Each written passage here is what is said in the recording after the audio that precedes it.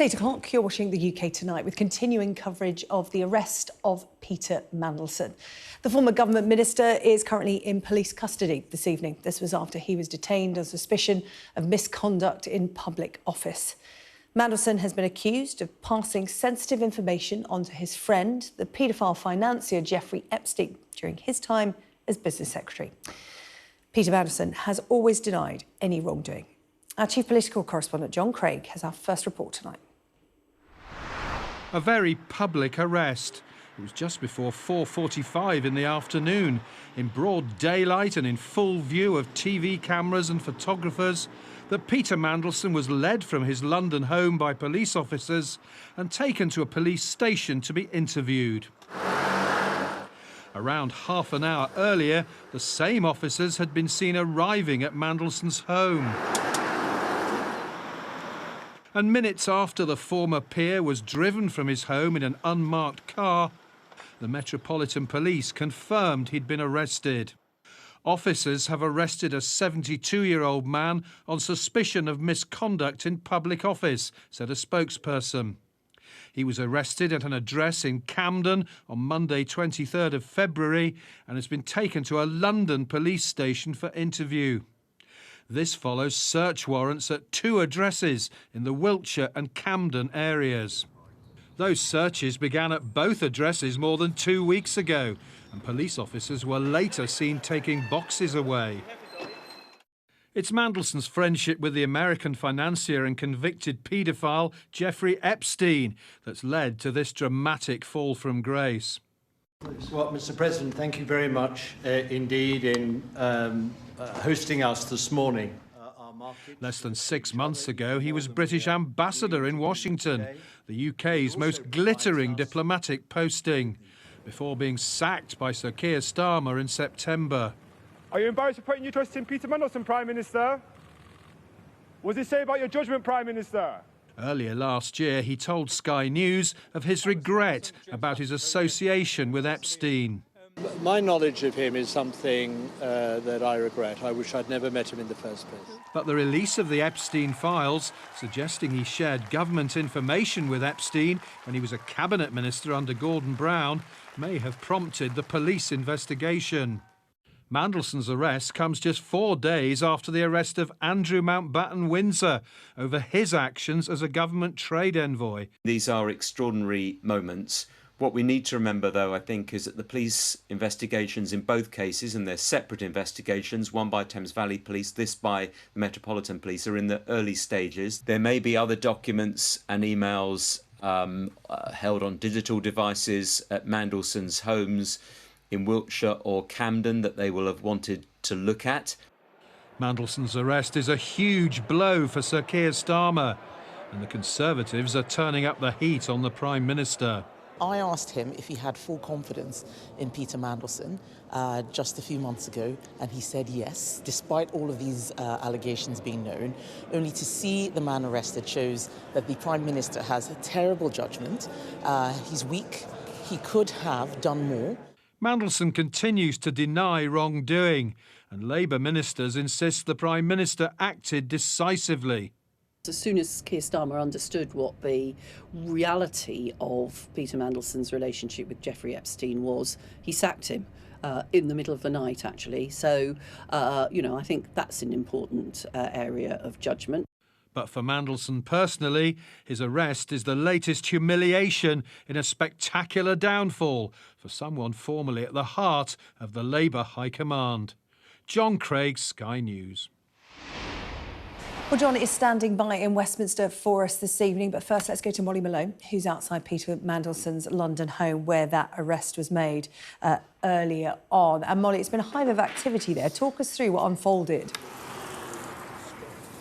Yeah, certainly a hive of activity and increased sort of media attention and cameras here outside Peter Mandelson's home. But the truth is that this has been the case for a couple of weeks now, because we've known for a couple of weeks that police have been investigating Peter Mandelson. They've been searching properties here in central London just opposite Regent's Park, and also another property linked to Peter Mandelson in Wiltshire. The significant moment, though, coming just after 5 o'clock this evening as the Metropolitan Police confirmed that they'd arrested a 72-year-old man on suspicion of misconduct in a public office. And we saw pictures of Peter Mandelson being led out of his home by 2 police officers and led into an unmarked car. As we know, this has all been triggered by a huge release of documents relating to the convicted paedophile and financier Jeffrey Epstein. And we saw in those documents exchanges which appeared to show, allegedly showed, Peter Mandelson directly communicating with Jeffrey Epstein while he was at the heart of the new Labour government, at the heart of Gordon Brown's government when he was business secretary, allegedly sharing sensitive government information, sensitive market information with Jeffrey Epstein. We should say that Peter Mandelson has long denied any wrongdoing. He has in the past apologised for his relationship, continuing his relationship with Jeffrey Epstein, in his words, for too long. He has, though, not responded to specifics, not responded to specific allegations, but has denied any wrongdoing. Now, what will be happening to him this evening, despite the fact that he was at the very heart of the Labour government, despite the fact that he was, until just 6 months ago, Britain's top diplomat, the UK ambassador in Washington, he will, in the eyes of the law, be treated as any ordinary citizen, as any ordinary person under arrest. He would have been checked into police custody at an undisclosed police station. He would have had been swabbed for DNA, and he will have been searched and face police questioning. Interestingly, the police arrested him at a fairly late point in the day, around 4 o'clock this afternoon, and it's not clear exactly why or what will follow, but what some police commentators have been suggesting, and indeed Graham Wetton, our own police commentator, is that it's not typical that police would conduct these types of interviews, say, in the early hours of the morning. So we could have a situation where Peter Mandelson is held in a police cell overnight and perhaps further questioned tomorrow morning. They could instead choose to release him, perhaps pending further investigation. It's not clear. It will be up to the police. They are in the early stages of their investigation, and it is now for that legal process to play out. Molly, thank you. We'll be hearing from policing commentator Graham Wetton shortly. But first, let's go to John, who's been following this story after the news broke at around 5 o'clock this evening of that arrest. And what's been the reaction in Westminster? Because this is a seismic development, John. Well, the Conservatives, as we've heard in my report, Kemi Badenoch is really going after Sir Keir Starmer over his judgments for appointing Lord Mandelson as ambassador. Now, there's been plenty of controversy over that appointment, particularly the last few weeks. And ever since he was sacked as well, and the more we've learned about what's in those Epstein files. Now, back last year, here on Sky News, a Cabinet Minister, Peter Kyle, told Trevor Phillips it was decided to appoint him because it was a risk worth taking. He was worth the risk. Well, what a risk it turned out to be. Let's not forget, Peter Mandelson was somebody who had to either resign or be sacked from the cabinet twice by Tony Blair, once when he was Trade and Industry Secretary, then when he was Northern Ireland Secretary. First time over a loan, a home loan, a mortgage from the millionaire MP Geoffrey Robinson he didn't tell his building society about. The second time over a visa application by an Indian tycoon. Now, he went off and became a Brussels commissioner, and it was a massive shock when Gordon Brown, who had been a foe of Peter Mandelson ever since Mandelson backed Blair and not Brown for the Labour leadership in 1994, he brought him back in a senior position, and it's that period when he was Trade and Industry Secretary, and indeed he was given the title First Secretary of State. That's the period that communications with Epstein that are being investigated now by the police. And over the last few weeks, we've seen various statements in the House of Commons and questions to the Prime Minister, particularly by Kemi Badenoch, about the PM's judgment. Now, that arrest this afternoon took place at the very moment, Darren Jones, the Prime Minister's fixer, the cabinet, the Chief Secretary to the Cabinet, and the Prime Minister, Darren Jones, was actually making a statement to MPs announcing that the first tranche, as he put it, of the documents that Parliament voted must be disclosed would be released, he said, as early as beginning of March, potentially next week. So there will be absolute jitters in the Labour High Command now what might be released there. They will probably have a good idea because, of course, many of them are government documents. But this, the Mandelson scandal has yet a long way to play out yet. We obviously wait to see what happens to the police investigation, but politically this row is going to go on, and it's terrible for the Prime Minister because MPs today in the Commons were saying plenty of people will have told the Prime Minister you shouldn't touch Mandelson with a barge pole. That was one of the claims made in the Commons today, and how the Prime Minister must be ruining the day when he ignored advice and appointed Mandelson as the ambassador. And my goodness, what a dreadful scandal it has caused for Sir Keir Starmer, potentially, well, accelerating his own demise and his downfall.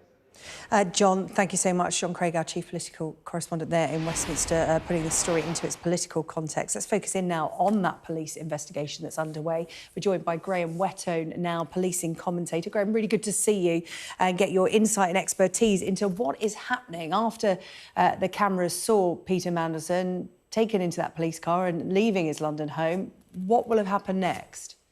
Yeah, good evening. Normal practice then, detectives from the Met have actually turned up at his address and it's normal to have an unmarked car. There would be like a marked unit or a van or something. They know who he is. They know where they're getting him from. They know what sort of risk or assessment they need to do. So it's not like arresting people on the street, a spontaneous incident. So they've turned up, arrested him, placed him into the police vehicle. Normal practice then is to call up the control room and ask for like a custody suite to be allocated to you that's normally the nearest one to you from the location you're at. But quite often you can be sent literally around London, depending where the spaces are for you.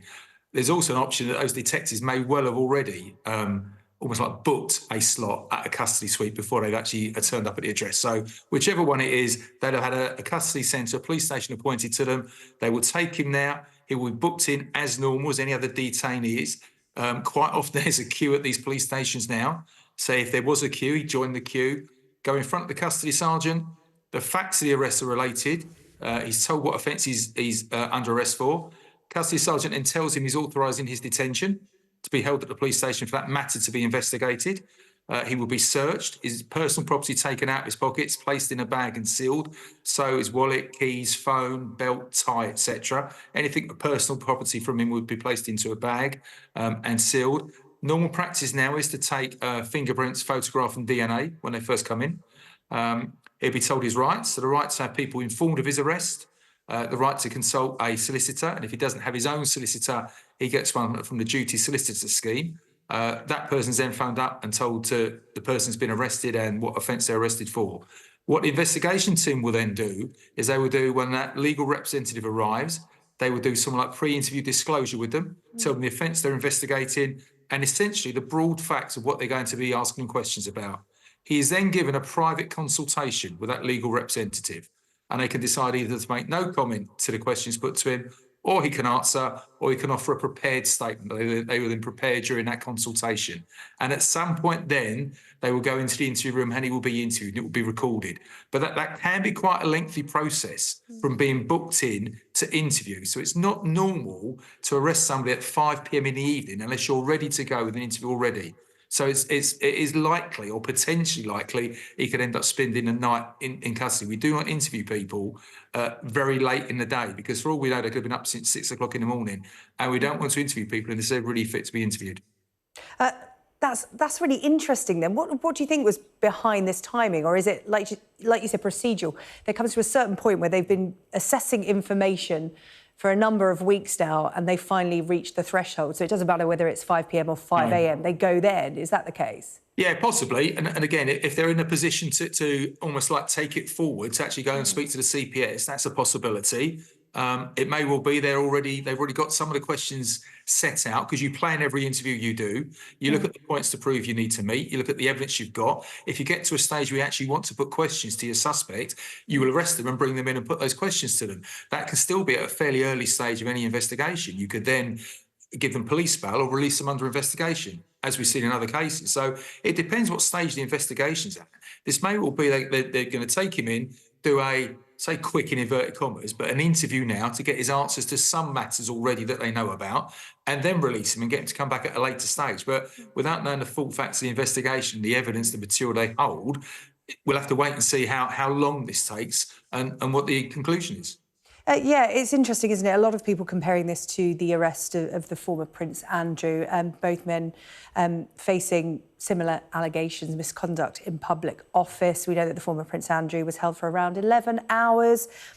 How much can the length of time tell us about the willingness to cooperate? For example, you talk about the interview process there and the consultation with their legal expert. Yeah. If they are uncooperative in terms of no comment or providing very little information under legal advice, does that truncate the process? Not really, not in my experience. The officers will have the evidence they have. They are duty bound. They're obliged to put those questions to the person. And it's any interview is their opportunity to put forward their case, to actually refute, deny the allegations, put their explanation, give a lawful excuse for some of the evidence the police have found, which is one of the points to prove for misconduct.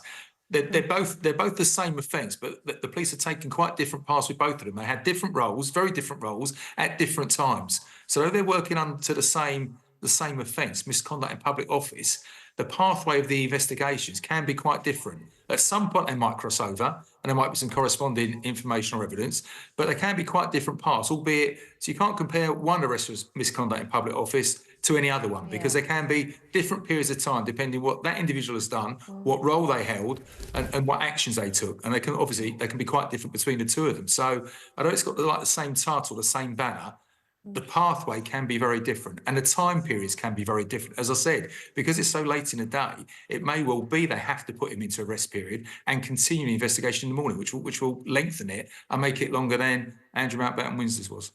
Yeah, an arrest, of course, does not mean any wrongdoing, and Peter Mandelson has consistently denied any wrongdoing.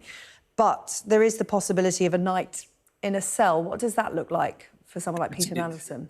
It's very bleak. It's literally you're put into the cell and you're put into what's termed a rest period. We don't tend to interview people very late at night unless the likelihood is strong that actually you're going to conclude the interview and then release them. If that's how that particular investigation is looking, you just want to get their answers recorded, and then you're likely to release them pending further investigations or further inquiries. Then you might conclude the interview fairly late at night if it's like you're going to release them, because you don't want to keep them any longer, because you are starting to use up that detention clock, the initial 24 hours. But there is a possibility of spending a night in the cell, and the cells are very bleak places. There may be other prisoners already detained there for a variety of offences. There might be others still to come in during the night. They can be very noisy places. They're not very pleasant. There are no special cells as such. They are basic cells that people have been detained in for all sorts of offences, and they're not very nice at all. Graham, really good to get your insight tonight after the arrest of Peter Mandelson this evening. Appreciate your time. That's Graham Wetton, their policing commentator. Thank you. Well, Peter Mandelson has been arrested following the release of the Epstein files. That happened last month. This latest tranche of 3.5 million documents, emails, photos and videos released by the Trump administration. Our data and forensics correspondent Tom Cheshire has been looking at those files. Peter Mandelson has been arrested on suspicion of misconduct in public office. So what does that mean? Well, the Crown Prosecution Service defines it as when someone holding public office willfully neglects to perform their duty or willfully misconducts themselves to such a degree as to amount to an abuse of the public's trust in the office holder without reasonable excuse or justification. Andrew Mountbatten Windsor was arrested on suspicion of the same offence. We don't know what evidence the Met Police may have considered before making this arrest. Mandelson has consistently denied any wrongdoing. The latest files painted a picture of Epstein's reach in the highest circles of power, politics and celebrity, and the two arrests in the wake of their release are a vivid example of that. Peter Mandelson features extensively in them, as photos in the files attest. Again, being included in the files is not evidence of any wrongdoing. But Mandelson was often photographed at Epstein's side in multiple locations over multiple years. Here, Mandelson is pictured on a yacht with Epstein and others. And here he is celebrating Epstein's 54th birthday. Now, this photo, also part of the files, shows how Mandelson was comfortable around Epstein, even when being photographed. Mandelson's association with Epstein was public knowledge, very public knowledge. But the files did shed new light on its nature. First off, its length. This is from 2009. Mandelson wrote to Epstein, "You are the only person who knows everything about me. Don't go away." To be more precise, the date is May 2009. This is while Epstein was still serving a sentence in Florida for procuring child prostitution. There are casual, jokey intimacies in the documents. This is 2.5 years later. Mandelson writing to Epstein, "You don't care about me anymore." Epstein replying, "Rubbish." Mandelson was happy to discuss politics too. In 2009, Mandelson's assistant emailed Epstein a government speech here before it was delivered. And this email was sent while Mandelson was Secretary of State for the Department of Business, Innovation and Skills. In 2010, as governments were struggling to deal with the financial crisis, there was this exchange. Epstein emails Mandelson, "Sources tell me a €500 billion bailout, almost complete." Mandelson says, "Should be announced tonight." Epstein asks, "Are you home?" Mandelson replies, "Just leaving number 10, will call." Again, we don't know what evidence the Met Police may have considered before making this arrest, and Mandelson has consistently denied any wrongdoing. Let's now bring in legal commentator Joshua Rosenberg, who has been following this story with us now for a number of weeks on Sky News. Joshua, good of you to join us again this evening. Your thoughts on tonight's developments? It is rather strange, isn't it, that only a few days after Andrew Mountbatten Windsor is arrested and questioned for exactly the same offence, we now have Peter Mandelson, again being questioned for the same offence. I think if I can venture a prediction, the one difference is we will not see Peter Mandelson slumped in the back of a car whenever he leaves the police station. I'm sure that he will walk out. He was, after all, Tony Blair's spin doctor. He knows a little bit about the media, and he'll either walk out and face the cameras, or he may even say something. That's entirely up to him. But he will be very well aware of how damaging that picture of Andrew Mountbatten Windsor was last week, and he will be absolutely determined, I'm sure, not to allow the press who will be outside that police station, wherever it may be in London, to get a similar picture of him. Yeah, very well briefed in terms of PR, but also legally as well. He will have a legal representation with him for questioning. How well prepped will they be? Because a lot of people, including, I'm sure, Peter Mandelson's camp, will have seen this coming. Certainly, and there were pictures last week of a barrister called, I think, Adrian Derbyshire-Casey coming to see Peter Mandelson at his home, and other lawyers coming to see him. So he will have been very well aware of this possibility. Now, nobody knew what time the police were going to come calling, but on the other hand, he is in London, and it's easier if his lawyers are in London for them to get to the police station, wherever they may be, in order to accompany him, to advise him, to be with him, and to discuss whatever the police tell the lawyer before Peter Mandelson himself is interviewed. So all in all, he is in a stronger position than somebody for whom this might come completely out of the blue.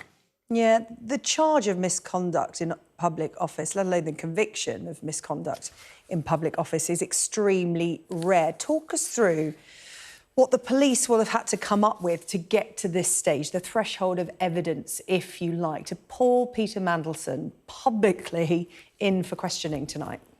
I think the police will have studied this tranche of emails and other documents, these photographs that you were just reporting on from the United States Department of Justice.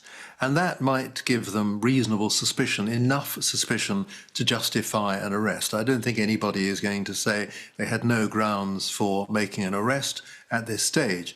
But suspicion is one thing. That's all you need for an arrest. To prove a case beyond reasonable doubt requires a great deal more work. It requires an examination of UK government records, emails that Peter Mandelson himself might have kept, although we're talking about nearly 20 years ago, so it would be surprising if he's kept very much from his email correspondence from that period.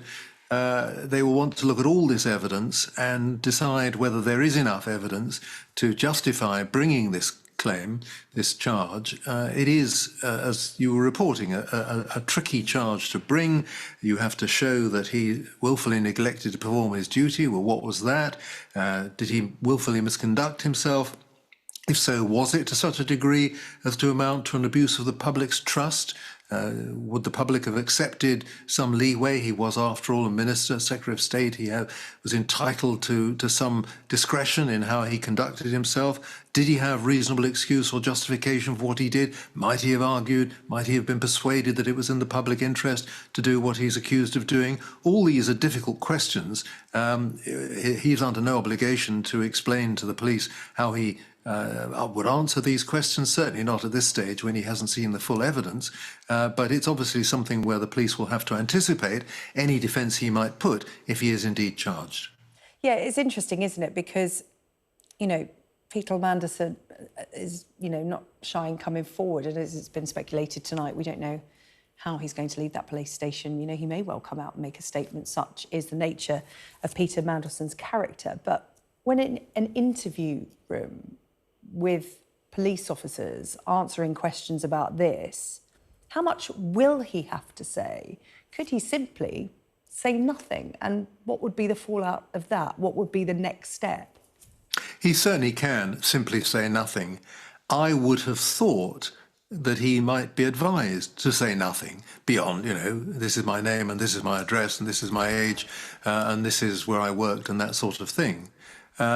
Because there's no particular advantage. Now, of course, if it comes to the stage of a charge and he refuses to provide information to the police that he could have provided, then it may be that the jury will be told about that. But he has plenty of opportunities between now and any trial, which must be years away, to provide statements and to answer questions and that sort of thing. So I don't think that's a problem. He's certainly under no obligation to give the police any information, although at some point he might say, well, look, you know, I wasn't there when you say I was there, or you've got this date wrong, or this is a forgery, or I don't know, something that's just got confused somewhere else, or whatever it might be. He may well choose to say that at some point in the future, but I would have thought the best advice he's likely to get now is to say as little as possible. Yeah, Joshua, you make an interesting point there in terms of, you know, his defence, if you like, in the face of questioning, is that we do only appear to have one side of this relationship, and that is Jeffrey Epstein's side. We have no other side to it. We do not have emails in the public domain of Lord Mandelson. The police may not even have those. It was so long ago. What does that do for this case? To some extent, you would have thought that Peter Mandelson would have been spending the last couple of weeks combing through his archives, looking to see what he had, maybe, you know, checking, obtaining archives that are hidden away, you know, filed away somewhere. You know, if we're talking about written documents, they might be in storage, all that sort of thing. He might well have been doing this. He might have been supplying these documents to his lawyers for safekeeping or for whatever other reason. So he might have prepared. Alternatively, he might have said, well, I've got the general idea, but the honest answer is I can't remember these details, even if I look at these emails that have been disclosed in the United States. I can't really remember the context of this. And he might simply tell the police, you know, until you provide full details to me of what you know, well, I can't really help you because I simply can't remember. Joshua, really good to talk to you this evening. Joshua Rosenberg, the legal commentator, talking about the arrest of Peter Mandelson tonight. Of course, Peter Mandelson has denied any wrongdoing. It is important to state that evidence of wrongdoing isn't there just because someone has been arrested, but we'll see how this plays out in the coming hours. Joshua, thank you so much. Well, the fallout from the Epstein files continues elsewhere this evening as calls grow for Andrew Mountbatten Windsor to be removed from the line of succession. Australia has become the first Commonwealth country to back that plan, with their Prime Minister writing to Sir Keir Starmer following Andrew's arrest last week. The former Prince is currently 8th in line to the throne. Sky's royal correspondent Rhiannon Mills has this report. As police have continued their searches at Royal Lodge, there has been no sign of Andrew Mountbatten Windsor. But the noise around his arrest has not gone away, especially over his position as 8th in line to the throne. A letter from Australia's Prime Minister Anthony Albanese just emphasising the global reach of the Andrew issue. Dear Prime Minister Starmer, he writes, in light of recent events concerning Andrew Mountbatten Windsor, I'm writing to confirm that my government would agree to any proposal to remove him from the line of royal succession. I agree with His Majesty that the law must now take its full course and there must be a full, fair and proper investigation. These are grave allegations and Australians take them seriously. It comes after the government announced on Friday that they were looking at legislation to remove him. But in order for that to happen, the 14 other Commonwealth realms, where King Charles is also monarch, need to agree. I suppose it's the start of the process of getting the governments of the Commonwealth realms involved. It seems like the Australian Prime Minister might have done this off his own bat. But it might show that there isn't much opposition to this amongst some of the Commonwealth realms. The likelihood of Andrew ever becoming king could not seem more remote when you look at the line of succession. But for those above him, the pressure to respond continues. William and Kate at the BAFTAs on Sunday, again seeing that everything they do or say is going to be analysed for hints at how they're feeling. You need to be in a quiet state. You'll be in a calm state. I'm not at the moment. I'll save it when I'm feeling ready. The monarchy is suffering at the moment from the fact that its reputation is hugely damaged, and it will want to see to it that a solution is found, that those who need justice receive it, that those who have behaved badly are addressed for it, and that justice, as the King said, is seen to be done. At Royal Lodge, Andrew's former home on the Windsor estate, the searches had continued throughout the weekend, with police still there on Monday. So far, the palace haven't directly commented on Andrew being taken out of the line of succession, but there is unlikely to be any pushback. The King's statement from last week emphasising how for now he must remain silent as the police continue their investigations, while not turning a blind eye to the enormity of what is playing out. Rhiannon Mills, Sky News. Still to come here on the UK Tonight. We'll have more on that breaking news. Former Government Minister Peter Mandelson arrested tonight for misconduct in public office.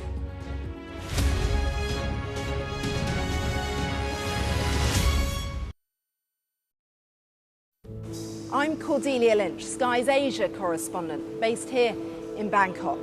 These slums, once gripped by fear and death. There is far less bloodshed now, but it hasn't gone away. Who's asking you to kill? The police will give me the orders, and after I kill the target, I throw the gun away. We try our best to uncover and unpick a fast-changing and deeply complex region. These large waterways provided an excellent source of body disposal. This is the Buriganga River, where victims who'd allegedly been shot dead were dumped. Sheikh Hasina, how confident are you that she will stand trial? She will stand trial, there's no doubt about that. We're going to take you to the very heart of a criminal network, going undercover inside Southeast Asia's scam centres for the very first time. We won't have any problems with police, it's okay. Just seen Imran Khan leave, and as we understand it, he's just been shot in the leg. They have decided that the only way they'll allow elections is if I'm inside jail or killed. Sky News get the full story first. Chinese vessels start encircling the boat we're on, blocking its path. The Chinese are now deploying water cannons, firing it directly towards our boat.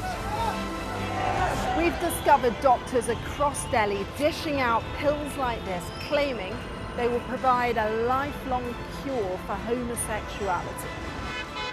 Rohingya people fleeing an escalating civil war. The situation here in Cox's is desperate.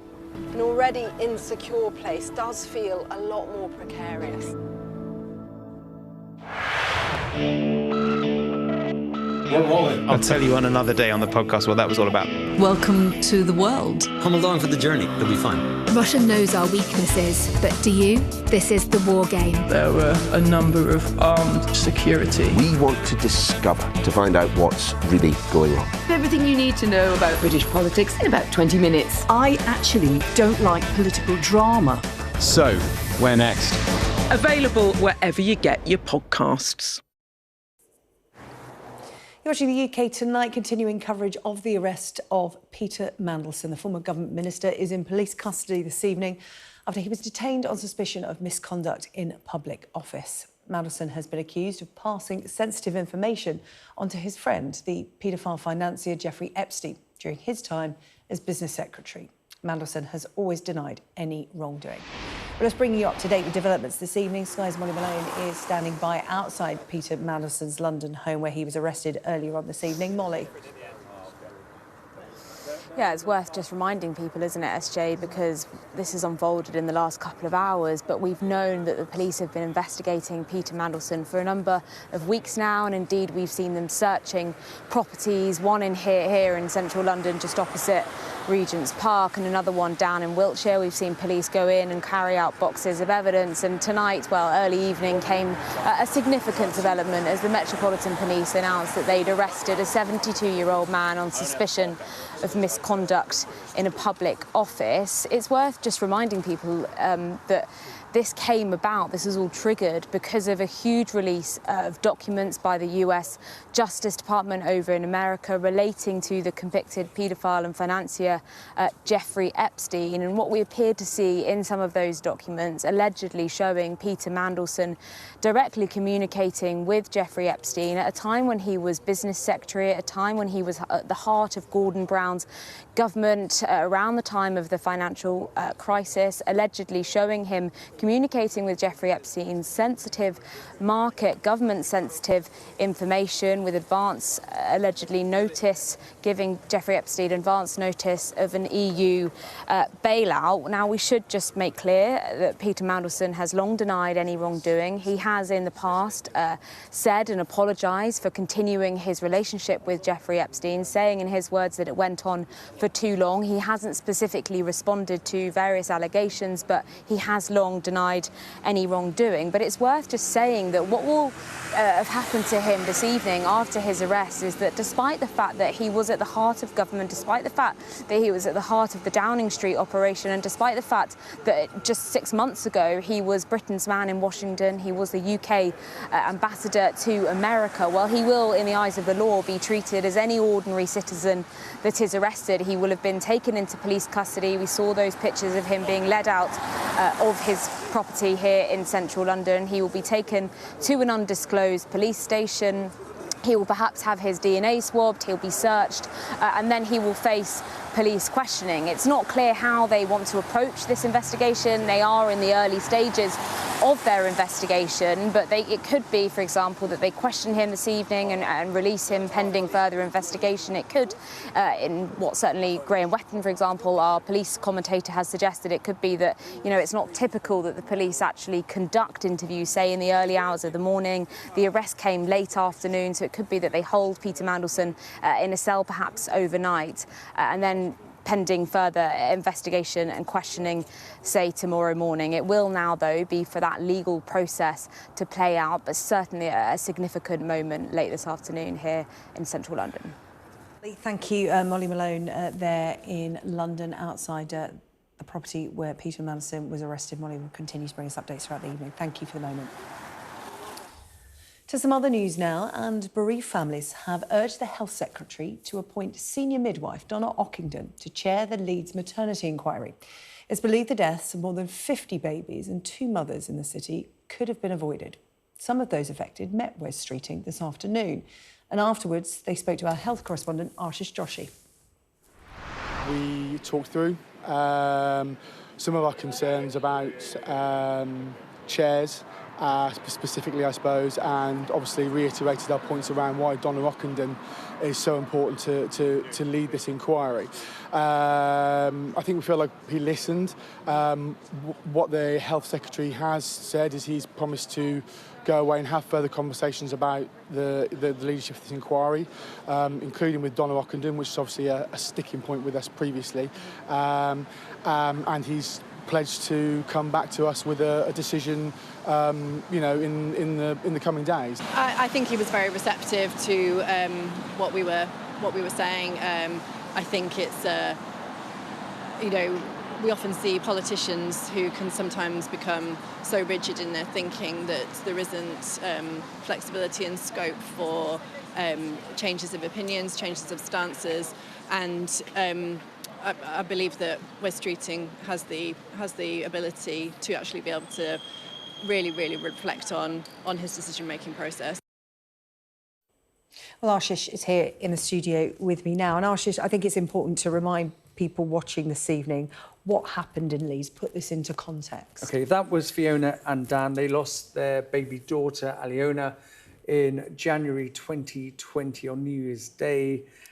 A later inquest, a coroner's inquest, found that the baby died because of gross failures at Leeds Hospital. And further investigations found that at least 56 other babies lost their lives. Preventable deaths. So this is another huge maternity scandal. The parents there have been campaigning for an inquiry for a number of years. And last October, the Health Secretary, Wes Streeting, who they were in this meeting with today, promised an inquiry into these deaths. The sort of inquiries we've seen in Shrewsbury, East Kent, Nottingham, all of these major maternity scandals. Mothers and babies failed again because of failures in the maternity system in this country. Wes Streeting promised an inquiry, but the problem is that was back in October, and the families have not had any movement on that. So there was this meeting today, and it went on for hours, Sarah-Jane. It was supposed to finish after a couple of hours, but I was told by people who were party to what was being said that it became very heated, it became quite tense. They had to break to let people pause and reflect. And you heard Fiona and Dan talking there. They were talking with some optimism, a sense of hope. They said that the Health Secretary listened to their concerns. They want Donna Ockington. Who is Donna Ockington? Well, she's a very experienced midwife and a very experienced investigator. You've spoken to her a number of times. When it comes to maternity scandals, she is very good at getting to the heart of what is going wrong. She is at the moment concluding the inquiry into Nottingham. She has said she is ready and available to chair the inquiry into Leeds. The families want her, but there has been no commitment from the Department of Health or from the Health Secretary that Donna Ockington would be appointed to chair this inquiry, or indeed the terms of reference into the inquiry itself. Do you think that they will get her? Yes, Because I've yes. spoken to Donna Ockington, and, you know, as you just said there, she said she's ready. She's waiting by the phone. She's already spoken to some of these families in Leeds. She's ready to go as soon as the Health Secretary rubber stamps it. No official confirmation. You read between the lines. You listen to what Fiona and Dan had to say, and the other families who were there today. They're hopeful. Wes Streeting has said he will reflect on the meeting today. He's going to go away, think about it. Watch this space. And he's going to have a conversation with Donna Ockington this week. And he will let the families know in a week's time what his decision is. So he's going to have a conversation with Donna Ockington. The Department of Health confirmed that to Sky News this evening. And he is going to think about the rest of the things discussed today, and the family will be kept updated during the course of the week. So we have a week now. Well, this could be a momentous week then in terms of, you know, the state of maternity care in the UK, which we talk about a lot on Sky News. We keep highlighting this issue, particularly on this programme, because Baroness Amos is due to speak on Thursday. She's conducting a national review into the state of maternity services. What are we expecting on Thursday? We're expecting what Baroness Amos calls further insights. We had like an update. An update, yeah. She's been gathering evidence. She's been talking to bereaved parents. She's been talking to people who have been failed by the system. They've been giving her their accounts. She's been gathering this testimony, and in December, when she released an interim, this is supposed to be a rapid investigation. Yeah. Remember, that was the term of reference was, yeah, it's going to be quick. We're going to get to the heart of what is going wrong in neonatal care in this country and do something about it very quickly. It's not going to be like one of these other investigations which takes years and years and years, because ultimately mothers and babies and families are being harmed by maternity services in this country. So it's a rapid. So in December, she said there was going to be an interim report. She gave some details about her findings. She was horrified at some of the things she found, and she said she will update the families involved in the spring. That's now. So this is going to be further insights, some more evidence that she has gathered. And essentially, I think this is just to let the families know they're not forgotten. Yeah. This isn't some a report which is remote. They are very much at the heart of what is being considered here. And she will continue talking to them on Thursday. We'll gain some more insights into what she has gathered. OK, Ashish will speak again on Thursday. All right, thanks a lot. Still to come on the UK tonight, we're going to hear from Team GB as they return from their most successful Winter Olympics ever. And while European football's governing body has taken action to suspend the Benfica player at the centre of racism allegations.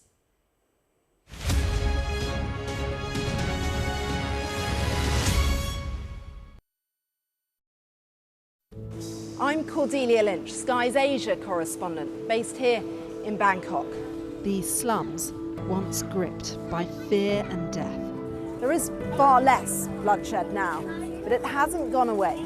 Who's asking you to kill? The police will give me the orders, and after I kill the target, I throw the gun away.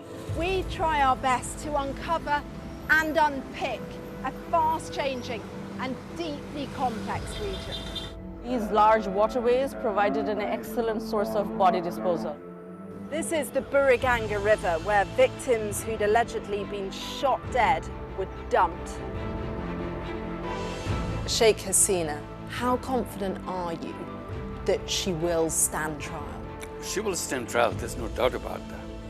We're going to take you to the very heart of a criminal network, going undercover inside Southeast Asia's scam centres for the very first time.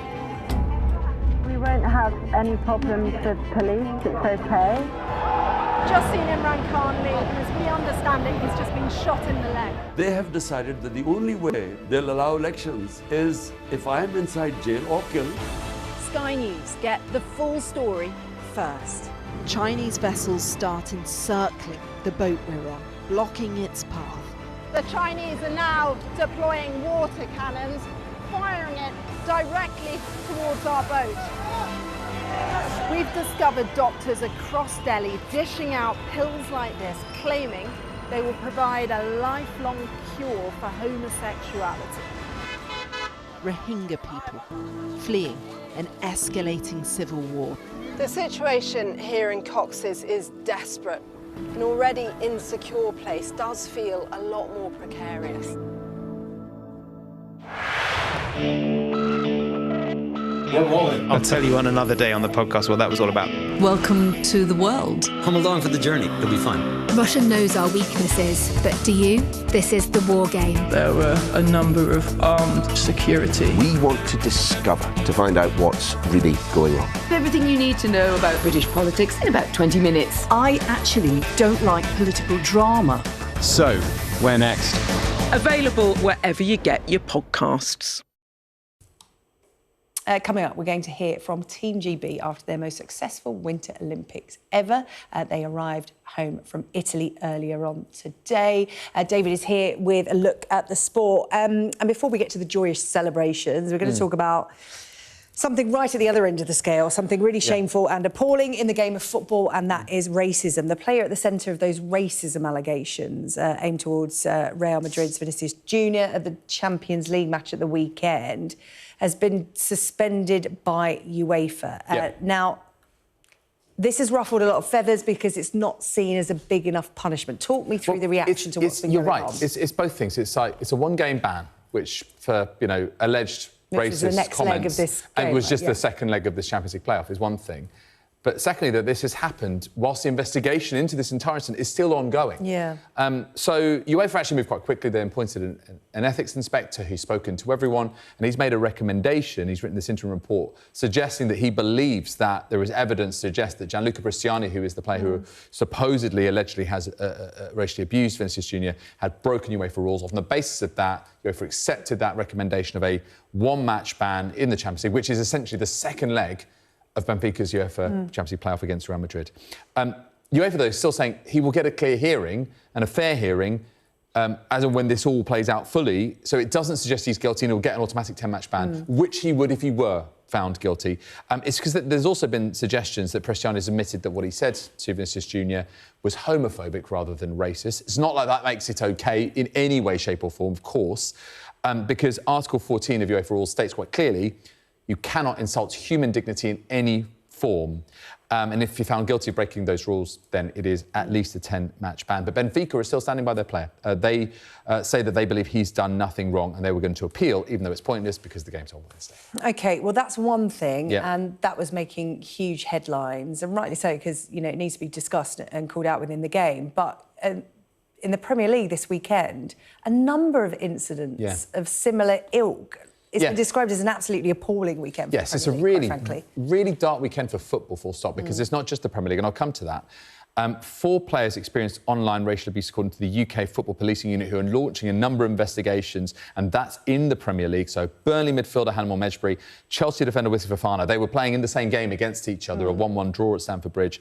Wolves striker Tolo Rokadare and Sunderland winger Romain Mundle, all suffering online racist abuse. Police Scotland have also said that Rangers players Emmanuel Fernandez and Jadon Gassama screenshotted racist abuse they'd received on social media and shared it on social media. This after a 2-2 draw at Livingston. Kick it out, saying reports of online abuse up by a third on last season. The UK Football Policing Unit reports of online abuse up by 115%. Even Sir Keir Starmer and the Prime Minister's spokesman have commented on this. Clearly this is an ongoing story. It keeps rearing its ugly head, and it's so sad that it is both in person and online. OK, so yes, I mean, we have to discuss these things. We'll keep you up to date with what happens in these ongoing, developing stories. But yeah, let's get on to some of the other sports stories making the headlines this evening.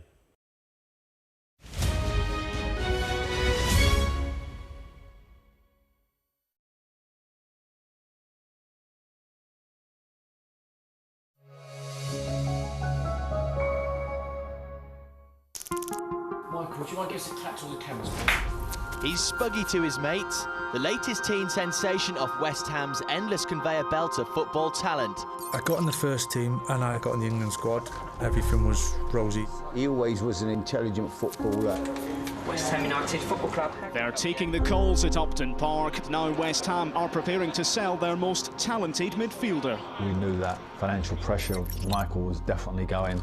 Once Tottenham was involved, there's only one team that I wanted to come to. Jack Santini was the manager. I don't think he really knew who I was. How did Santini react when you signed Michael Carrick?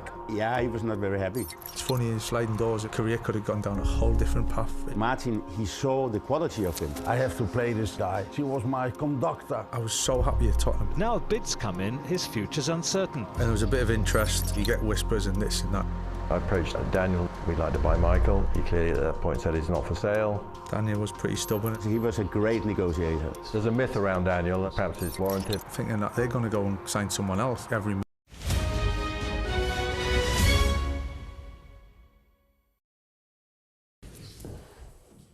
Now, Team GB have arrived home from Italy after their most successful Winter Olympics ever. The athletes, greeted by fans and family at Gatwick Airport earlier on today, donning no less than 5 medals, including 3 golds. The athletes telling us what it was like taking part in this year's Games.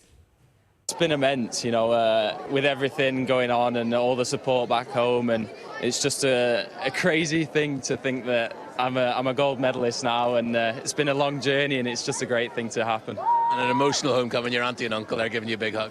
Yeah, it was a good surprise that they came out, and it's great that all these people came out to support us and see us come back home, and it's just a great feeling. This is busier than I was expecting it to be, so yeah, it's obviously pretty exciting for us to see that we've inspired some people to come along and support us when we get home. Grant, when you're out there and you're in your own bubble, I'm not sure if you're fully aware of how back here people have been glued to curling for hours straight every day. I know we weren't at all, but then obviously towards the playoff you started getting a feeling of it. So many messages, and yeah, after the game finished on Saturday with just like thousands of messages, which really kind of comforting considering the loss, and yeah, amazing to feel that support from home. And look, you've come back with the same colour around your neck as you did 4 years ago as well, and I know you're bitterly disappointed you went there for the gold, but now the dust has settled, can you look at your silver medal and think, do you know what, it was a great Olympics? Yeah, like the grind that we had to do throughout the round robin, just, you know, it was out of our hands to even qualify, and we needed other teams to do that or kind of help us out, and then yeah, to win that semi-final was pretty special. So I'm pretty proud of what we've got, and yeah, quite excited to get home and celebrate with all family and friends. Grant, you and Hammy in particular on that podium on Saturday night, I wanted to give you a hug. You looked devastated, but are you proud of what you were able to do? Yeah, and we were devastated. I think, you know, 4 years of kind of looking forward to that one moment and one dream, and not to achieve it, it was just a kind of, yeah, overcame with emotions. And even when I walked back in here today, I was like, oh, I'm going to get started again, just seeing all the support. So yeah, it was nice to have that moment at the podium, even though it wasn't kind of what we saw. But yeah, we'll see what happens next. Just this welcome has been completely overwhelming. I don't think it's quite hit me yet just how much the nation have got behind us, and that's just incredible, especially for our sport that's quite niche. We don't always get that much attention. To see like the impact that we've had on people at home, it's just so touching. I've got a 9-year-old and an 11-year-old daughter who now want to get on a tea tray and throw themselves on some ice very quickly. No, for me that's amazing. Like that's, you know, part of the reason why I wanted to find some success in this sport is like to inspire people. You know, we rely a lot on a talent ID to get new athletes into the sport. So to have more people signing up after watching us compete and winning our gold, and to inspire those young athletes, like that is how we make the future of this sport. Oh, great note to bring the show to an end on. But before we go, we'll have a quick look at the weather. Dinner under the stars tonight? That reminds me of our travel insurance. You mean All Clear Skies? All Clear Travel Insurance sponsors Sky News weather. Well, it's looking mild all week. There'll be further rain and strong winds at times this evening, looking mostly windy and largely overcast. Southwestern Scotland and northeastern England will see rain moving in, while Wales, central and southern England, Northern Ireland and Ireland will have extensive low cloud and a few drizzly outbreaks. The northeast will be dry. It's going to stay quite murky and damp overnight with hill fog and patchy drizzle. All Clear Travel Insurance proudly sponsors Sky News weather. That's all from the UK Tonight. We'll return tomorrow night at 8. Up next, it's The World with Yalda.